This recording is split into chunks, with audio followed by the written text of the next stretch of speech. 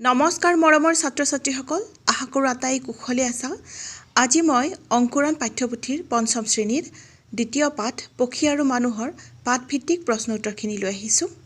প্ৰথমতে আছে উত্তৰ দিয়া ক নম্বৰ প্ৰশ্ন। সৰ্বধনু কেনেকুৱা প্ৰকৃতিৰ ৰজা আছিল? উত্তৰ হ'ল সৰ্বধনু লোভী আৰু নিৰ্দয় প্ৰকৃতিৰ ৰজা আছিল। খ নম্বৰ প্ৰশ্ন। সৰ্বধনু ৰজাৰ প্ৰিয় খাদ্য কি আছিল? উত্তৰ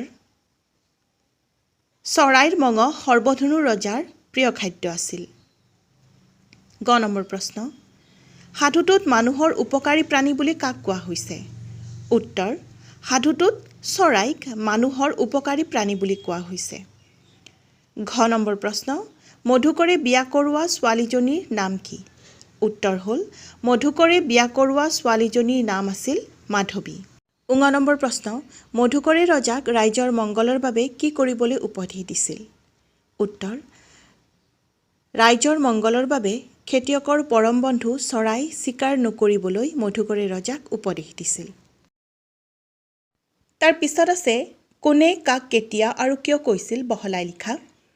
ক নম্বৰত আছে আচলতে চৰাইবোৰ খেতিয়কৰ পৰম বন্ধু, গতিকে প্ৰজাৰ মংগলৰ বাবে আপুনি চৰাই চিকাৰ কৰিবলৈ এৰি পেলাওক। এই কথাষাৰ মধুকৰে ৰজা সৰ্বধনুক কৈছিল। ৰজা সৰ্বধনুৱে ভোজনৰ তৃপ্তি লভিবলৈ চৰাইবোৰ বধ কৰা দেখি মধুকৰে খেতিয়কৰ পৰম বন্ধুস্বৰূপ এই চৰাইবোৰ বধ নকৰিবলৈ অনুৰোধ কৰি ৰজা সৰ্বধনুক এইষাৰ কথা কৈছিল। কাৰণ খেতি নষ্ট কৰা পোক পতংগবোৰ খাই চৰাইবোৰে খেতি বাতি ৰক্ষা কৰে। যদি চৰাই নাথাকে পোক পতংগৰ সংখ্যা বাঢ়ি গৈ দেশত খেতি বাতি নোহোৱাৰ ফলত আকালৰ সৃষ্টি হ'ব। সেয়ে দূৰদৰ্শী মধুকৰে চৰাই বধ নকৰিবলৈ ৰজাক অনুৰোধ কৰিছিল। খ নম্বৰত আছে এই চৰাইজাক আপুনি লৈ যাওক, ইহঁতক আপুনি নিজৰ সন্তানৰ দৰে লালন পালন কৰিব। এইষাৰ কথা মধুকৰে সৰ্বধনু ৰজাক এজাক চৰাই দি কৈছিল। ৰাজ্যত দুৰ্ভিক্ষ হোৱাত প্ৰজাৰ লগত ৰজা সৰ্বধনুৱেও ভিক্ষা কৰিবলৈ বাধ্য হয়। এনেদৰে ভিক্ষা খুজি খুজি এদিন তেওঁ ৰজা মধুকৰৰ ৰাজ্যত উপস্থিত হয় আৰু ৰজা মধুকৰে সৰ্বধনু ৰজাক নিজৰ পৰিচয় দি তেওঁ সকীয়াই দিয়া কথাখিনি পুনৰ সোঁৱৰাই দিলে আৰু ৰজাক চৰাইৰ উপকাৰিতাৰ বিষয়ে পুনৰ সজাগ কৰি তেওঁ ৰাজ্যৰ পৰা এজাক চৰাই দি এইষাৰ কথা কৈছিল। তাৰ পিছত আছে কাৰণ দৰ্শাই লিখা। ক নম্বৰ। সৰ্বধনু ৰজাৰ ৰাজ্যত কিয় বৰষুণ নোহোৱা হ'ল? উত্তৰ ৰজা সৰ্বধনুৱে নিতৌ চিকাৰ কৰি চৰাইবোৰ বধ কৰিবলৈ ধৰাত প্ৰাণৰ ভয়ত চৰাইবোৰ ৰাজ্য এৰি গুচি গৈছিল। পথাৰৰ শস্য আৰু গছ গছনিৰ অনিষ্টকাৰী কীট পতংগ খাই শস্য আৰু খেতিয়কৰ উপকাৰ কৰা চৰাইবোৰ নথকাত অনিষ্টকাৰী কীট পতংগৰ সংখ্যা বাঢ়ি গৈছিল। সিহঁতে শস্য আৰু গছ গছনিৰ পাতবোৰ খাই পেলাইছিল আৰু ফলত শস্যৰ খেতি নোহোৱা হৈছিল। সেউজীয়া গছ গছনি থকা ঠাইতহে বৰষুণ হয়। সেয়ে সৰ্বধনু ৰজাৰ ৰাজ্যত গছ গছনি নথকাৰ ফলত বৰষুণো নোহোৱা হৈ আহিছিল। খ নম্বৰ প্ৰশ্ন।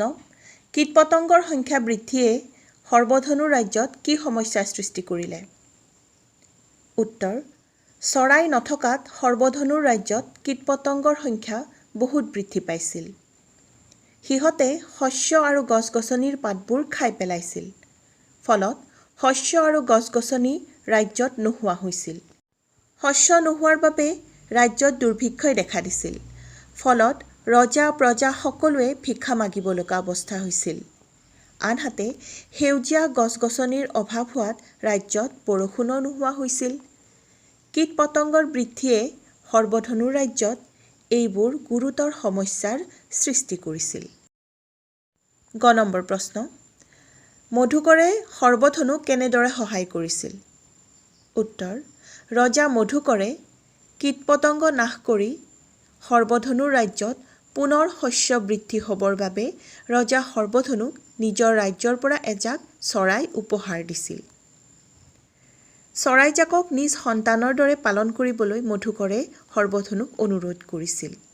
কাৰণ চৰাই মানুহৰ উপকাৰী বন্ধু। সৰ্বধনুৱে চৰাইজাক আনি নিজ ৰাজ্যত মেলি দিছিল। এইদৰেই মধুকৰে সৰ্বধনুক সহায় কৰিছিল। তাৰপিছত আছে তোমালোকৰ ৰজা সৰ্বধনুৱে ভিক্ষা খুজি খুজি গৈ কাৰ ৰাজ্যত উপস্থিত হৈছিলগৈ, তাৰ পাছত তেওঁৰ কি হৈছিল বুজাই লিখা।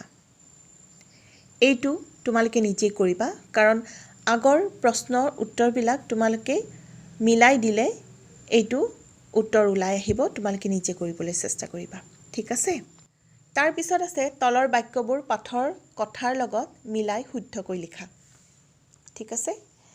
ক নম্বৰ আছে সৰ্বধনু নামৰ ৰজাজনে চৰাইৰ মঙহ খাবলৈ বেয়া পাইছিল। শুদ্ধনে অশুদ্ধ? হয়নে? শুদ্ধটো হ'ব সৰ্বধনু নামৰ ৰজাজনে চৰাইৰ মঙহ খাবলৈ ভাল পাইছিল। খ নম্বৰ ৰজা সৰ্বধনুৱে মধুকৰ নামৰ যুৱকজনক খং কৰা নাছিল। এইটো অশুদ্ধ। শুদ্ধটো হ'ব ৰজা সৰ্বধনুৱে মধুকৰ নামৰ যুৱকজনক খং কৰি কোনো মতেহে নমৰাকৈ আছিল। গ নম্বৰ কীট পতংগবোৰে খেতি বাতি ৰক্ষা কৰে। অশুদ্ধ এইটো।